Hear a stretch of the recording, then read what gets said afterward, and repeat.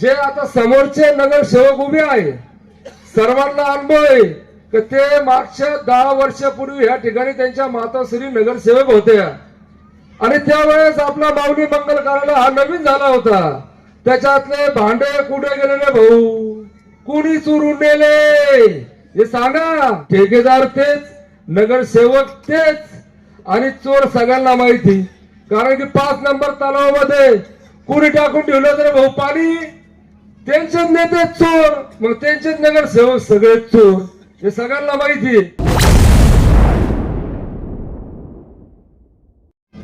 काका आम्ही लहान असताना नगरसेवक होते, काकू त्यावेळेस नगराध्यक्ष होते, त्यांना जो अनुभव आहे तो अनुभव तो मला वाटतं जे समोरचा नगराध्यक्ष आहे त्याला तर काही अनुभव नाही, सगळ्यांना माहिती आहे। कारण की ते बाहेर गाव आलेला पार्सल आहे या ठिकाणी।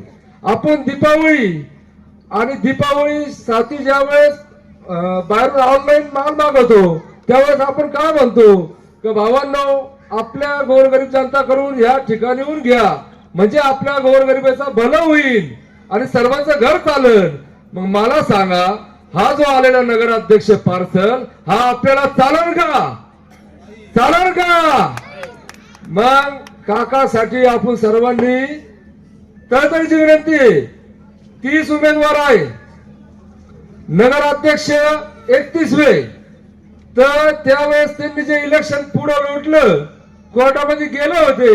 कारण की त्यांना माहिती, मी हे सांगतो भाऊ माझ्या या सर्व नागरिकांकडून आणि या सर्व बांधवांकडून की त्यावेळेस आपण जे 20,000 येणार होतो काका, 30 नगरसेवक येणार होते, परंतु यावेळेस 41,000 मतांनी कोपरगाव शहरात काका निवडून येतील, हा सुद्धा इतिहास होणार आहे आपल्या भागामध्ये। आमचं या गोरगरीब जी जनता आहे यांच्यासाठी मोर्चे आंदोलन हे मी 15 ते 20 वर्षापासून नगरपालिकेत नेतो। जे आता समोरचे नगरसेवक उभे आहे सर्वांना अनुभव आहे की ते मागच्या 10 वर्षापूर्वी या ठिकाणी त्यांच्या मातोश्री नगरसेवक होत्या आणि त्यावेळेस आपला माऊली मंगल कार्यालय हा नवीन झाला होता।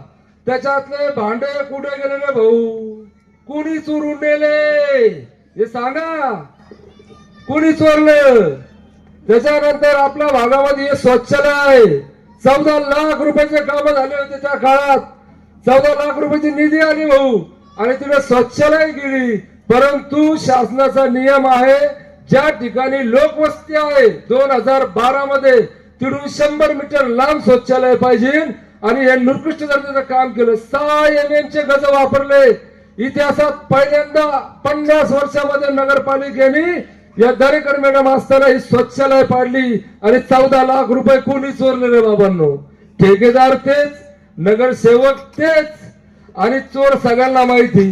कारण की 5 नंबर तलावामध्ये कुणी टाकून ठेवलं तर भाऊ पाणी, त्यांचेच नेते चोर, मग त्यांचेच नगरसेवक सगळे चोर हे सगळ्यांना माहिती। तर त्याच्यामुळे मी सर्वांना विनंती करतो, कारण की हा 48 पाईप मंजूर झाले होते, 48 88 या त्या काळामध्ये मी नगरपालिकेत मोर्चे नेले, 88 पाईपलाईन गटरीचे मंजूर झालेले होते। तर आम्ही म्हणलो आमच्या भागात समोरच्याने म्हणजे मी 2 का 3 पाईप नागरिकांना म्हणलं हो तुम्हाला पाणी गटरीचं घ्या टाकून, टाकले। रात्रीतून ते 88 पाईप गायब, इतकी मंजुरी हो कुठं? तर म्हणे विवेकानंद नगर मध्ये टाकले। अरे बाबा हा बी तुझाच भाग होता ना, तिकडे का झोपडपट्टी दिसत नाही का तुम्हाला? तर झोपडपट्टीचे आता विगे बाई राहत विगे मावशी इकडे नोटीस आली होती का नाही आपल्याला? किती घरांना आली होती? 25 ते 30 घरांना या ठिकाणी नोटीस आली होती का हे जे भाग आहे मिलिटरी वाल्यांचा कोणा तरी जागा म्हणून। मी ते नोटीस घेऊन दादापाशी गेलो, दादाला म्हणलो दादा आमच्या गरीब भागामध्ये अशाच्या नागरिकांना परिस्थिती। दादा म्हणे, दादाने त्यावेळेस कलेक्टर साहेबांना फोन लावलं आणि कोणी येणार नाही म्हणे उठवायला, ही माझ्यावर विश्वास ठेवा म्हणे। तेव्हापासून एकही नोटीस आलेली नाही, हे घ्यायला माहिती, इथल्या राहणाऱ्या भागाला लोकांना माहिती। कारण की काम करायचं तर चांगलं करायचं। त्यानंतर मी नगरपालिकेवर नगरसेवक होते ना माग, आता माझा मित्र होता तुम्हाला सर्वांना माहिती आहे नगरसेवक स्वप्नील, परंतु बिचारा गेला देव घरी। तो नगरसेवक असताना त्या बिचाऱ्याला सांगितलं 28 कामाला त्या बिचाराच्या खांद्यावर बंदूक ठेवून कोर्टात घेऊन गेले। त्याला ते सहन नाही झालं, चांगलं नाही वाटलं, तिने डायरेक्ट आमच्या पार्टीत येऊन प्रवेश केला का माझ्या भागात मी नगरसेवक असताना मला यांनी कामं करून दिले नाही. गेले 30-40 वर्ष एकाच पार्टीने सत्ता भोगली, ती पार्टी तर विकास करू शकली नाही आणि आज ते शहर विकासाच्या गप्पा मारू राहिले. 40 वर्ष तुमच्याकडे सत्ता होती, नगरपालिका ही 40 वर्ष तुमच्याकडे होती, परंतु त्यावेळेस तुम्हाला शहर विकास हा सुचला नाही. आणि ज्या वेळेस दादा आमदार झाले आणि दादानी जो विकासाचा सपाटा लावला, जो दादानी तुम्हाला पाणी प्रश्न होता, जो शब्द दिलेला होता, तो शब्द दादांनी पूर्ण केला, त्यावेळेस तुम्हाला कळायला लागलं की विकास कसा असतो. हा विकास दादांनी दाखवून दिलेला आहे. काही बी उठसूट टीका, काही पण टीका, आजपर्यंत दादांच्या कार्यकर्त्यांनी कुणावरही टीका केली नाही. आम्हाला टीका करायची गरजच नाही, कारण आमच्याकडे विकासाचं विजन आहे, आमच्याकडे विकास पुरुष आहे, आमच्याकडे पाणीदार आमदार आहे. आम्हाला टीका टिप्पणी ही कोणावर करायची नाही, आम्ही फक्त विकासावर बोलणार. त्याच्यामुळं मतदार बंधू भगिनी सुज्ञे, आमच्या मोठ्या वहिनी सोनमताई त्रिभुवन आणि शुभम भाऊ काळे हे बांधकाम व्यावसायिकी, आमचा व्यवसाय हा बांधकामाचा आहे आणि हा भाग पूर्ण बांधकाम व्यावसायिकाची. जर एखादा डॉक्टर असेल, तो जर काही व्यवसाय करीत असेल तर त्याला ते डॉक्टर सपोर्ट करतात. एखादा मेडिकल वाला असेल, तो काही व्यवसाय करत असेल, त्याला मेडिकल वाले सपोर्ट करतात, त्यांची एक असोसिएशन आहे. तसं आम्ही सुद्धा बांधकाम व्यवसायामध्ये. म्हणून आज या भागातून मला वाटतं कोपरगाव शहरात नगरपालिकेत पहिला बांधकाम व्यवसाय तुम्ही पाठवणार आहे. आज या सभेच्या माध्यमातून मला खात्री झाली की 100% इथलचे दोन्ही सीट आणि वर काकासाहेब कोयटे हे विजय होणार आहे. श्री काकासाहेब कोयटे, तसे शुभम काळे व ताई, सगळ्याला माझी एक विनंती आहे, नगरसेवक असा द्या का तिने 5 वर्ष आपल्याकडे आला पाहिजे आणि कामं केले पाहिजे. ते तर मग काय आपण एक चूक करतो आणि सगळा मोठा त्रास होतो. म्हणून तुम्हाला सांगतो, सगळ्यांनी आता हे माणसं चांगले आमच्या बरोबर ते काम करतील, आम्ही त्यावर उभे, आम्ही भरपूर काही कामं केले, आमचे थोडेफार कामं राहिले असेल तर ते होणार आहे. म्हणून तुम्हाला एकच माझी विनंती आहे, आपल्याकडे पाणी असेल, गटर असेल, सगळ्या गोष्टी असेल, दादांनी आपल्या कोपरगाव शहरासाठी एवढं योगदान केलंय. आपल्या गोरबनगरमध्ये 2 मोठ्या टाक्या बांधल्या. आपल्याकडे अशी परिस्थिती होती का मोटर लावलं तरी पाणी येत नव्हतं, पण आज गल्ली बोळात बिगर मोटरीचं 3ऱ्या मजल्यावर पाणी जातं. प्रत्येक गल्लीत लाईटचे पोल टाकले आणि गटारी केल्या. भरपूर आमच्या भागात बरेच कामं झाले. आता हा भाग थोडा राहिलाय इकडलं, बाकी ते नगरसेवक पूर्वी त्यांनी आता काही गोष्टी लक्ष दिलं नाही, तो भाग राहिलाय. म्हणून तुम्हाला सांगतो, मागच्या सारखी चूक करू नका, चूक करू नका. आणि दादाचे हात जर बळकट करायचे ठरले तर आपल्याला नगरपालिका ही दादाच्या ताब्यातच देणं गरजेचं आहे. कारण आमदार ते हे सरकारवर आहे, हे देऊन उपयोग होणार नाही, काही उपयोग होणार नाही. मागच्या 5 वर्षासारखं होईल, मग नगरसेवक भरपूर आहे आणि अध्यक्ष दुसरा झाला तर काहीच उपयोग होणार नाही. म्हणून सांगतो, दादाचे हात बळकट करण्यासाठी काका आणि आपले 30 ते 30 नगरसेवक घड्याळ ह्या बटनावरच दाबायचा आणि प्रचंड मताने विजय करायचं. काही फरक पडणार नाही. हे लोक येतील, सांगतील, हे काही करणार नाही, ते पाहायला येणार नाही का, त्यांनी सत्ताच नाहीये, त्यांचा आमदार नाही, त्यांचं कुठलंच काही नाही. कशावर ते मतं मागणार, कशावर येणार, काय विकास करणार.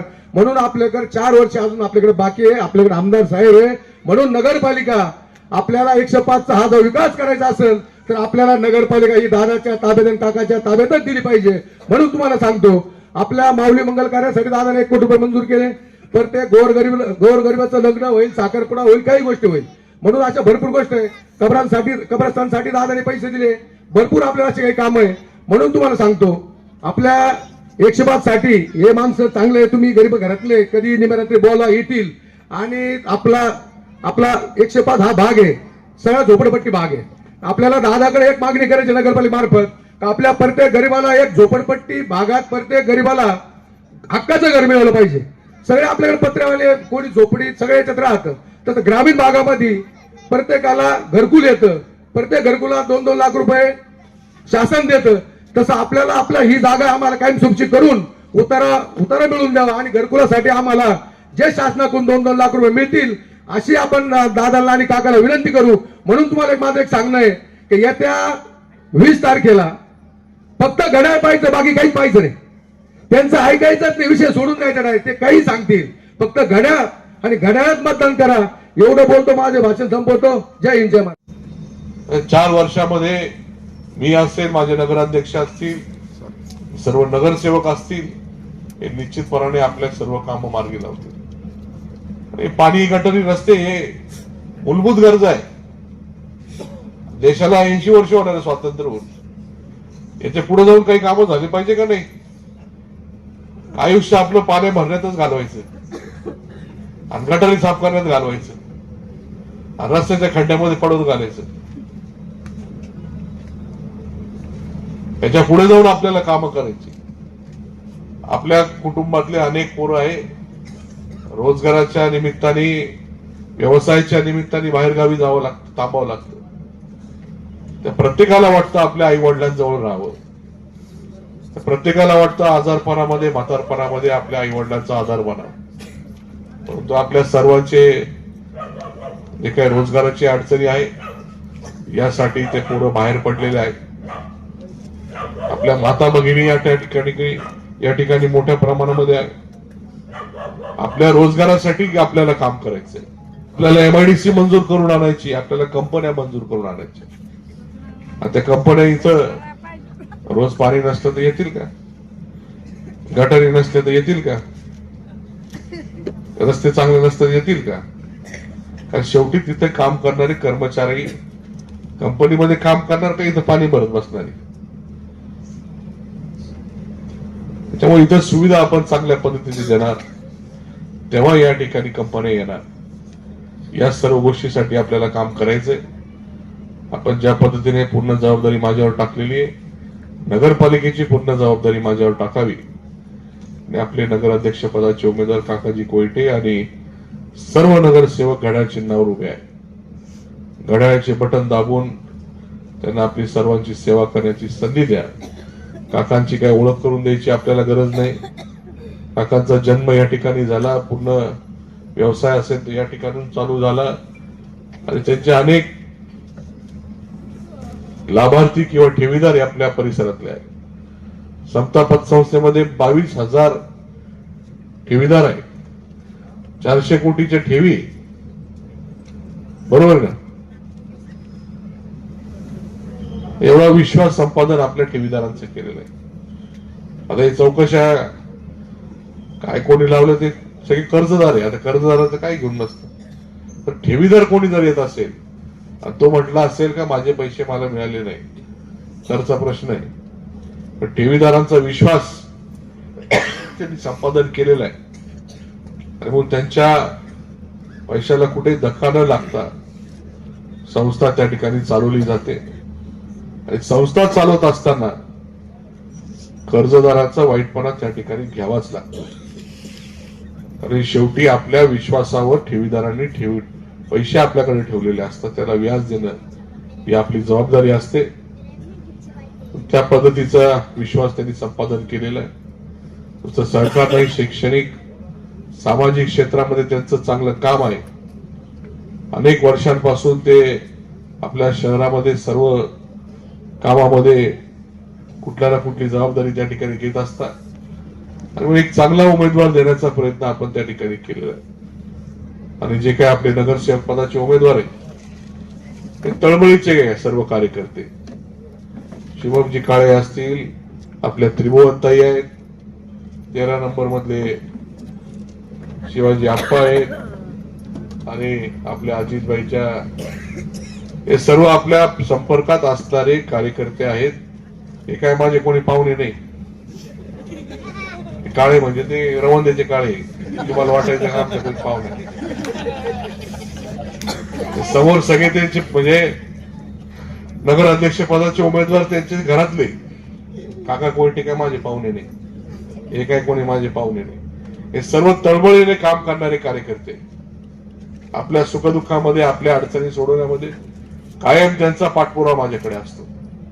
एवढी काही कामं आपण या ठिकाणी करतो, हे सर्व आपल्या मागणीप्रमाणे ते मला सांगत असतात. हे झालं पाहिजे, ते झालं पाहिजे. म्हणून त्या पद्धतीचे सर्व उमेदवार देण्याचा आपण प्रयत्न केलेला आहे. तर यांच्या मागे आपण सर्वांनी मोठी ताकद उभी करून या सर्वांना आपण उमेदवार नगरसेवक म्हणून त्या ठिकाणी निवडून आणा. घड्याळ चिन्ह सगळ्यांचं घड्याळ चिन्ह आहे. 13 नंबर असू, 11 नंबर असू, कुठलाही प्रभाग असू, त्या ठिकाणी घड्याळ चिन्हाचं बटन दाबा अशी विनंती आपल्या सर्वांनी आपल्या आपल्या नातेवाईकांना, मित्रांना सर्वांना करावी. एवढी कळकळीची विनंती आपण सर्वांनी या ठिकाणी मान्य करावी. आणि येत्या 20 तारखेला मतदान करून 21 तारखेला गुलाल घेण्यासाठी त्या ठिकाणी उपस्थित राहावं अशा प्रकारची विनंती आपल्या सर्वांना करतो.